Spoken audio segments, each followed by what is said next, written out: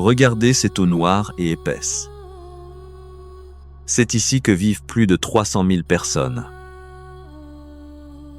L'un des bidonvilles les plus fous et chaotiques du monde. Là, l'endroit où les toilettes se déversent directement dans l'eau. Et où les enfants nagent dans ces mêmes eaux.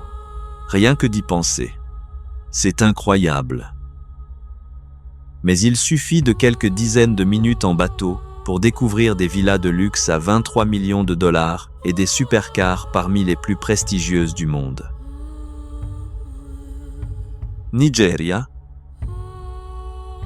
un pays qui exporte des millions de barils de pétrole chaque jour, mais dont les habitants doivent voler de l'essence pour survivre. Que se passe-t-il dans ce pays ?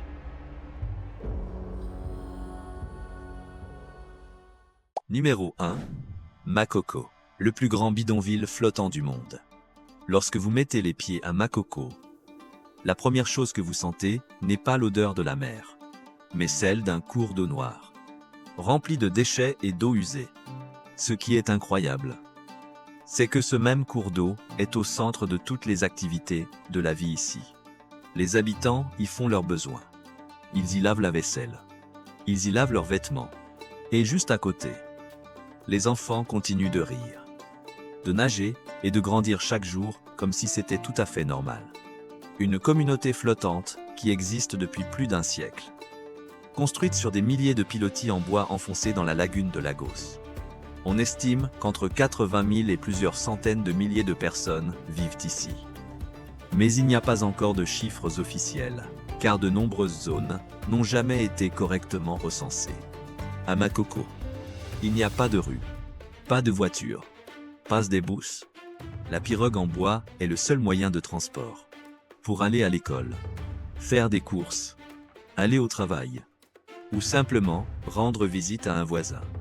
Vous devez tous ramer. Chaque maison est généralement construite en bois et en tôle, sur des pilotis de plusieurs mètres de haut. De nombreuses familles de plusieurs générations vivent dans un espace de seulement quelques dizaines de mètres carrés. Lorsque la marée monte et descend, toute la maison tremble légèrement avec le niveau de l'eau. Sous le plancher, il y a de l'eau trouble. Au-dessus, la chaleur et l'humidité presque toute l'année. La vie quotidienne est également pleine de choses que beaucoup de gens auraient du mal à imaginer. Les matines. Les boulangers font le tour des maisons en pirogue. Les vendeurs de légumes. Les poissonniers. Même les salons de coiffure et les épiceries fonctionnent sur des petites embarcations en bois. Les enfants vont à l'école en pirogue. À un moment donné, la communauté a même construit une école flottante pour s'adapter à la vie sur l'eau. Bien que le bâtiment ait ensuite cessé de fonctionner en raison des dommages causés par les intempéries. Mais le plus grand paradoxe de Makoko ne réside pas dans les conditions de vie, mais dans le fait que, pour les autorités, cet endroit semble presque ne pas exister. Pendant de nombreuses années, Makoko n'a pas été reconnu comme un quartier résidentiel légal. En 2012, des milliers d'habitants n'ont reçu un avis que 72 heures avant que de nombreuses maisons ne soient démolies. Les opérations d'expulsion qui ont suivi ont continué à laisser de nombreuses familles sans abri, sans plan de relogement clair. Où regardez-vous cette vidéo ? Laissez un commentaire ci-dessous avec l'heure et le lieu où vous la regardez pour que nous puissions continuer à explorer cette vie luxueuse que vous n'auriez jamais cru possible en Afrique. Numéro 2. Comment vivent les milliardaires africains ? Si vous ne regardez que ces images, pensez-vous que cela se passe à Dubaï, Miami ou Manhattan? De larges avenues, des villas modernes avec des piscines à débordement donnant sur l'eau, des supercars qui se suivent sur des routes impeccables, et une sécurité présente 24 heures sur 24. Peu de gens pensent qu'il s'agit d'un pays en Afrique. Banana Island, une île artificielle située au cœur de la ville de Lagos. Au Nigeria, surnommée l'adresse la plus chère d'Afrique et le domicile de nombreux milliardaires, politiciens et entrepreneurs influents du pays. Une villa ici peut se vendre pour environ 23 millions de dollars américains. Non seulement vaste, de nombreuses maisons sont également équipées de portes blindées, de systèmes domotiques, d'ascenseurs privés, de cinéma, de salles de sport et de quais pour yachts dans leur enceinte. Le prix des terrains à Banana Island est même comparé à celui des quartiers immobiliers de luxe à Londres ou à Paris. La vie des ultra-riches ici est également complètement différente du reste de la ville. Lorsque les rues de Lagos sont engorgées pendant des heures, de nombreux entrepreneurs choisissent de se déplacer en hélicoptère privé. Ils volent directement de chez eux à leur bureau, à un parcours de golf ou à des réunions d'affaires en quelques minutes, au lieu de rester coincés dans la circulation. Lorsque la nuit tombe, les clubs de nuit, luxueux, commencent à s'illuminer. Des centaines de bouteilles de champagne Moët, Chandon ou Dom Pérignon sont débouchées en une seule nuit, faisant du Nigeria l'un des plus grands marchés de champagne au monde. Si l'on ne regarde que Banana Island, il est difficile de croire que c'est une image que beaucoup associent encore à l'Afrique. Mais ce qui fait du Nigeria l'un des pays les plus paradoxaux au monde ne réside pas dans cette opulence. C'est plutôt le fait qu'à moins de 30 minutes de Banana Island se trouve un endroit complètement opposé. Pas des villas, pas des supercars, pas de larges avenues propres. À la place, des centaines de milliers de personnes vivent dans des maisons en bois sur l'eau. Mais qu'est-ce qui a créé cette richesse? La réponse réside dans le pétrole. Numéro 3. Les pays les plus riches d'Afrique. Le Nigeria est considéré comme le leader économique de tout le continent. Depuis de nombreuses années, la taille de l'économie de ce pays est toujours en tête en Afrique et contribue à environ 1/5 de l'activité économique de la région subsaharienne. À elle seule, le Nigeria génère une valeur économique bien supérieure à celle de la plupart des autres pays africains réunis. Le Nigeria est le plus grand producteur de pétrole d'Afrique et l'un des principaux pays exportateurs de pétrole brut au monde. Pendant de nombreuses années, le pétrole a représenté environ 95% des revenus d'exportation du pays. Ces chiffres ont créé un nouveau monde, où des villas coûtant des dizaines de millions de dollars, des hélicoptères privés stationnés sur les toits et des voisins tous riches sont la norme. Numéro 4. La malédiction du pétrole. Le pétrole représente la majeure partie des revenus en devises étrangères du pays et aurait dû devenir la base du développement de millions de citoyens. Mais la réalité est tout autre. Depuis des décennies, la plupart des bénéfices du pétrole se concentrent entre les mains d'un très petit groupe. Tandis que la corruption, la mauvaise gestion et une dépendance excessive au pétrole creusent de plus en plus l'écart entre riches et pauvres. D'un côté, il y a des quartiers luxueux comme Banana Island.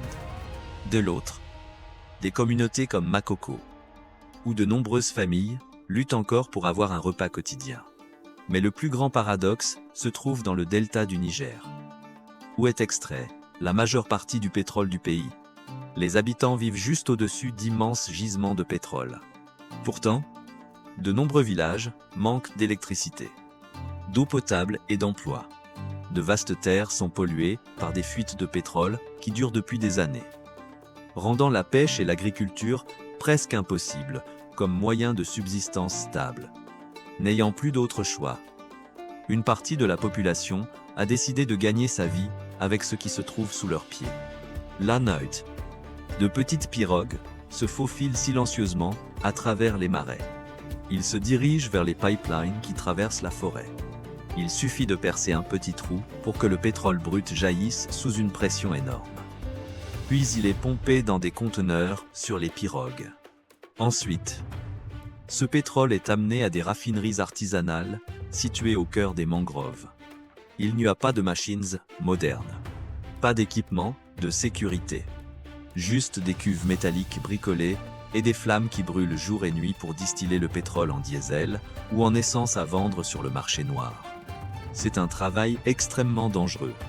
Une simple étincelle peut provoquer d'énormes explosions. De nombreuses personnes ont perdu la vie dans ces raffineries improvisées. Pendant ce temps, le pétrole qui fuit et les déchets issus du processus de raffinage continuent de s'écouler dans les rivières, empoisonnant les terres et l'écosystème du delta du Niger. Un cercle vicieux se forme. La pollution prive les gens de leurs moyens de subsistance. La perte de moyens de subsistance les pousse à continuer de voler du pétrole. et le vol de pétrole aggravent encore la pollution de l'environnement. Mais malgré tout, le Nigeria a encore beaucoup à offrir qui émerveille le monde entier. De sa culture, de ses habitants à des traditions que peu d'endroits sur la planète parviennent à préserver. Numéro 5. Les femmes magnifiques du pays ont 500 langues. Ceci est un endroit où plus de 250 ethnies cohabitent et où plus de 500 langues autochtones sont encore parlées chaque jour. Rien que la communication peut s'avérer être un défi. C'est pourquoi l'anglais a été choisi comme langue officielle après que le pays a obtenu son indépendance, servant de pont entre des centaines de communautés aux cultures totalement différentes. Mais cette diversité a également engendré des coutumes que beaucoup de personnes extérieures ont du mal à imaginer. Dans l'état de Rivers, le peuple Okrika maintient une cérémonie de passage à l'âge adulte spécial pour les jeunes filles, appelée Iria. Avant de devenir officiellement adultes, de nombreuses filles passent environ 30 jours à vivre séparées de la communauté. À première vue, beaucoup pourraient penser qu'il s'agit d'une forme d'isolement. Mais pour les Okrika, c'est comme une dernière école avant d'entrer dans la vie maritale. Pendant cette période, les femmes âgées et les mères leur enseignent directement comment préparer des plats traditionnels, gérer les finances du foyer, s'occuper des enfants, interagir avec leur mari et la famille de celui-ci, tout en partageant des connaissances sur le mariage et les responsabilités d'un adulte. Ce qui surprend le plus de nombreux visiteurs, c'est le régime alimentaire durant cette période. Selon la conception traditionnelle des Okrika, un corps bien en chair symbolise la santé, l'abondance et la capacité de procréer. Ainsi, les jeunes filles sont soigneusement prises en charge, bénéficient d'une alimentation adéquate et sont encouragées à éviter les travaux lourds afin que leur corps soit bien rond avant leur présentation à la communauté. Après 30 jours, elles apparaissent dans des vêtements traditionnels éclatants, leur corps peint avec un colorant à base de bois de camoufle rouge, portant des colliers de corail précieux et exécutant des danses devant l'ensemble du village. Ce n'est pas seulement une fête, c'est aussi une déclaration qu'elles sont prêtes à entrer dans une nouvelle phase de leur vie. Aujourd'hui, la cérémonie Iria est toujours célébrée, mais son contenu a évolué avec le temps. En plus des valeurs traditionnelles, de nombreuses communautés intègrent également l'éducation, les compétences professionnelles et encouragent les femmes à poursuivre leur indépendance économique. Une autre coutume qui a souvent surpris de nombreux étrangers est celle des incisions faciales. Aujourd'hui, cette pratique a presque disparu dans les grandes villes. Mais dans le passé, pour de nombreuses ethnies comme les Yoruba, les Igbo ou les Hausa, les cicatrices sur le visage étaient comme une carte d'identité portée toute une vie. Il suffisait de regarder la position, le nombre ou la forme des cicatrices pour savoir à quelle tribu vous apparteniez, de quelle famille vous veniez, et dans certains cas, même connaître votre statut au sein de la communauté. À l'époque des guerres tribales et du commerce des esclaves, ces marques aidaient de nombreuses familles à se reconnaître après des années de séparation. D'autres communautés croyaient que les incisions faciales pouvaient marquer les enfants pour empêcher les mauvais esprits de les emporter. Pour beaucoup, c'était simplement une norme de beauté et de bravoure. Numéro 6. L'endroit où les enfants naissent porte un destin particulier. Si vous vous rendez au Nigeria et que vous voyez deux enfants habillés de la même manière courir dans la rue, ne pensez pas tout de suite qu'il s'agit d'une simple coïncidence. Dans l'état d'Oyo, au sud-ouest du pays, se trouve une petite ville nommée Igbo-Ora, surnommée la capitale mondiale des jumeaux. Le taux de naissance de jumeaux y est si élevé que de nombreux habitants plaisantent en disant « Si une famille n'a pas de jumeaux, c'est sûrement qu'elle n'a pas encore eu son tour ». Selon de nombreuses études, le taux de naissance de jumeaux à Igbo-Ora est plusieurs fois supérieur à la moyenne mondiale et fait partie des plus élevés jamais enregistrés. À ce jour, la raison exacte de ce phénomène n'est pas complètement élucidée. De nombreux scientifiques estiment que la génétique joue un rôle crucial, car ce phénomène s'est perpétué à travers de nombreuses générations. Pendant ce temps, Les habitants croient que le secret réside dans leur alimentation. Ils consomment beaucoup de taro et de gombo dans leur repas quotidien. Certaines études suggèrent que les composés naturels présents dans ces aliments pourraient contribuer à augmenter la probabilité qu'une femme libère plus d'un ovule à chaque cycle. Bien que cela ne soit pas encore une conclusion définitive de la science. Mais, pour les habitants d'Igbora, cela n'a pas vraiment d'importance. Ce qu'ils croient, c'est que les jumeaux sont un cadeau spécial offert par les divinités. Chaque année, la ville organise un festival des jumeaux, où des centaines de jumeaux, venus de tout le Nigeria et d'autres pays se rassemblent. Ils portent des vêtements identiques, défilent dans les rues, dansent et célèbrent quelque chose ailleurs, n'est souvent considéré que comme une coïncidence. À Igbora, avoir des jumeaux n'est pas rare. C'est une fierté pour toute la communauté.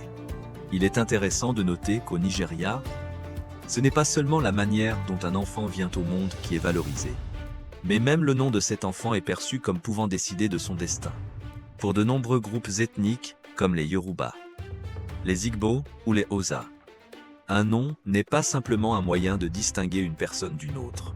C'est une prière, un vœu, et parfois, c'est même le plus grand espoir des parents pour leur enfant. Si un bébé naît après une période difficile pour la famille, son nom peut signifier la paix après la tempête. S'il naît pendant une fête, son nom peut être associé à la joie et à la chance.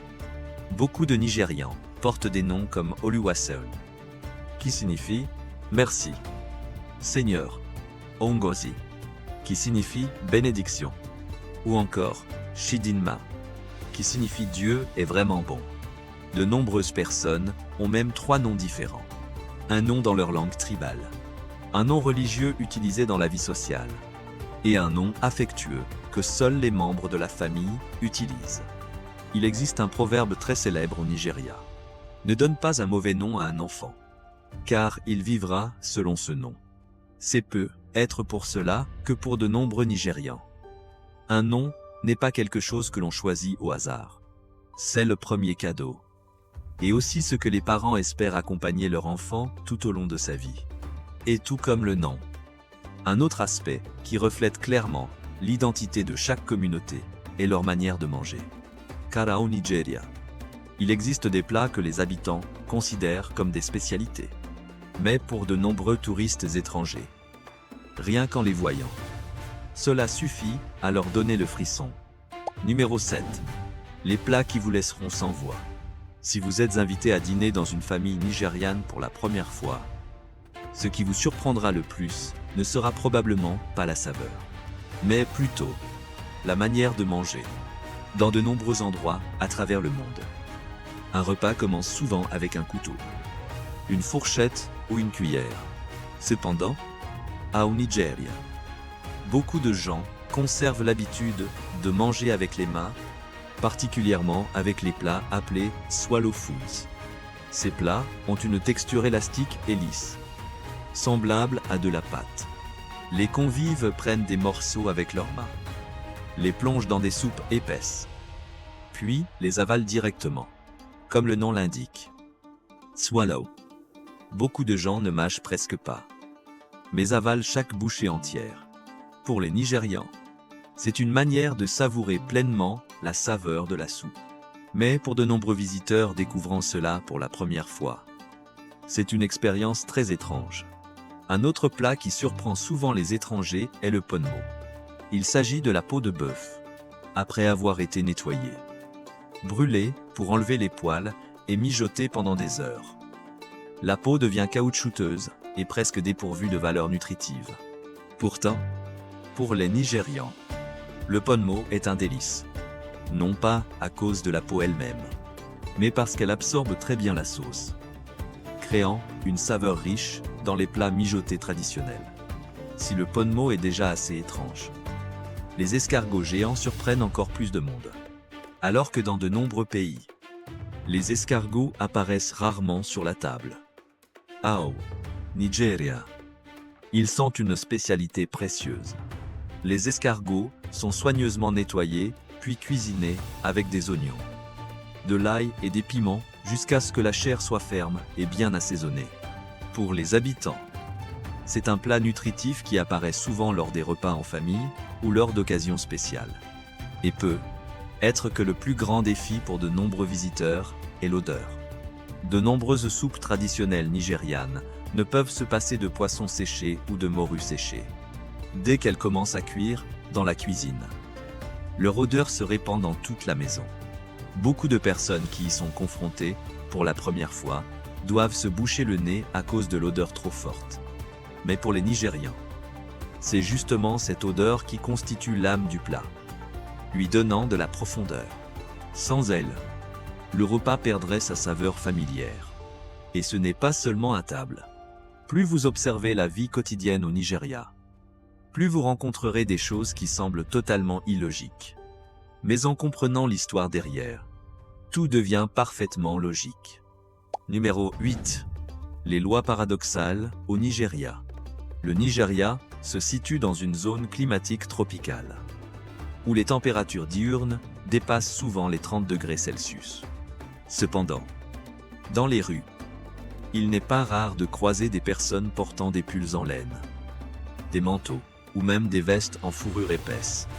Cela peut sembler illogique, mais ils ne les portent pas pour se réchauffer. Ils le font pour afficher leur statut. Dans l'esprit de nombreux Nigérians, ces matériaux étaient autrefois des produits importés coûteux d'Europe.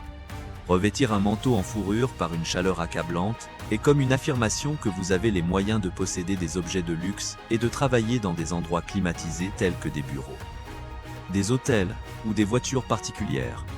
Ici, la mode ne reflète pas le climat, elle reflète le statut social. Cette capacité d'adaptation se manifeste également dans la cuisine. Avant que les réfrigérateurs ne deviennent courants, les Nigérians avaient trouvé une méthode très efficace pour conserver la viande.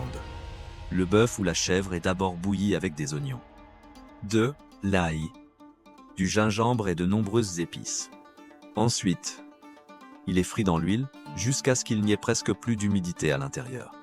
En éliminant la majeure partie de l'humidité, la viande peut se conserver de 5 à 7 jours à température ambiante sans se gâter.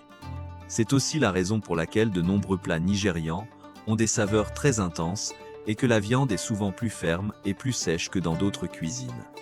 Mais peut être que l'image qui surprend le plus les touristes est celle de la circulation.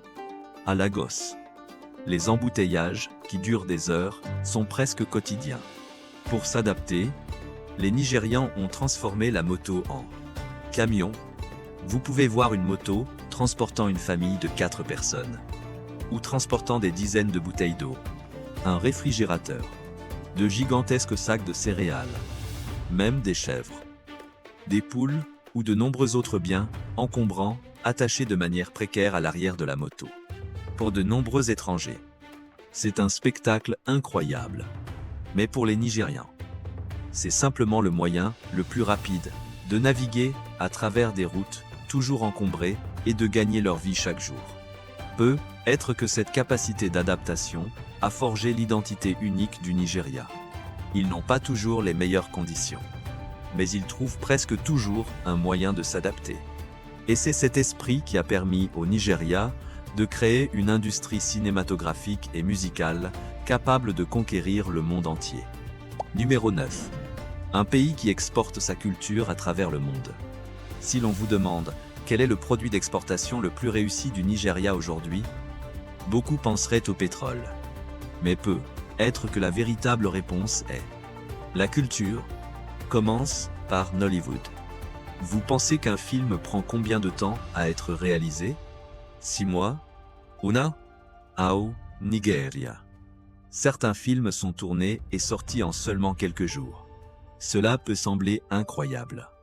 Mais c'est cette rapidité qui a donné naissance à l'une des plus grandes industries cinématographiques du monde. Aujourd'hui, Nollywood produit environ 2000 à 2500 films par an, se classant juste derrière Bollywood, en Inde, en termes de production, et dépassant même Hollywood. Fait intéressant.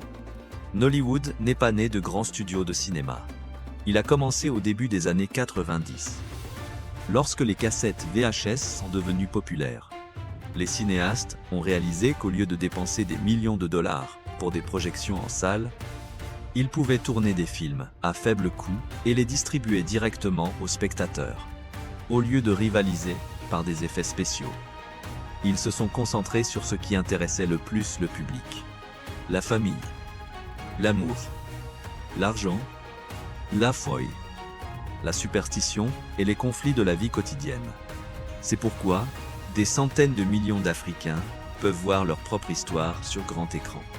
Aujourd'hui, Netflix et de nombreuses plateformes internationales investissent continuellement dans des films nigérians, propulsant Nollywood d'une industrie locale à un phénomène mondial.